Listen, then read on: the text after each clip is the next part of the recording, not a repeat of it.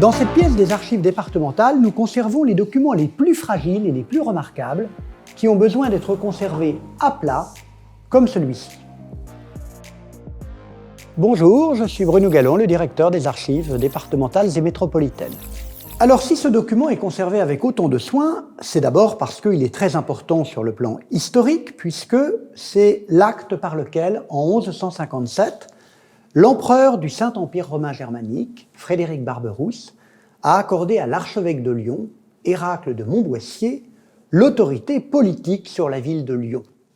La solennité de ce document, elle apparaît d'abord dans sa forme, dans le fait que la première ligne est en caractère très allongé, parce que c'est là que l'empereur se présente, Frédéric, par la grâce de Dieu, empereur Auguste et toujours Auguste.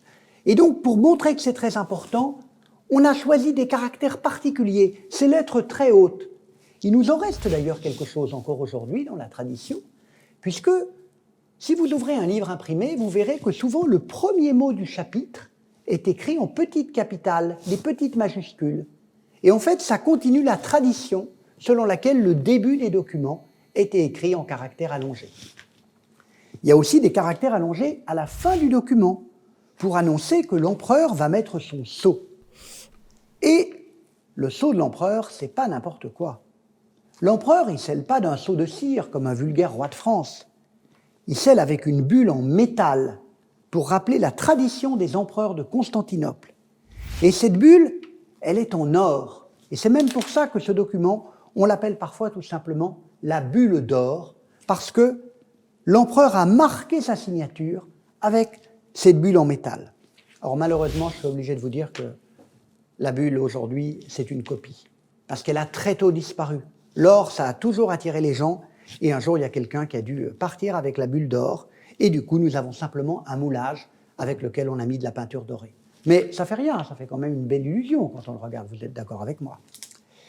Et puis l'empereur, il a également mis sa signature avec ce que l'on appelle un monogramme, c'est-à-dire une combinaison de lettres, et on les retrouve toutes, ça fait le nom en latin Frédéricus Imperator.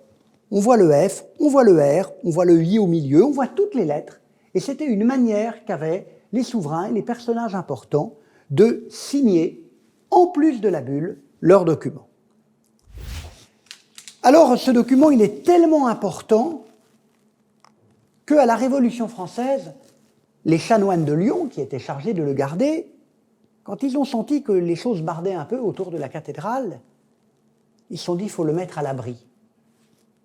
Alors, qu'est-ce qu'ils ont fait? Ils l'ont caché dans la cathédrale Saint-Jean. Mais ils ont dit à personne où était la cachette. Et puis, peut-être que les chanoines qui avaient caché tout ça, ils sont morts à la Révolution.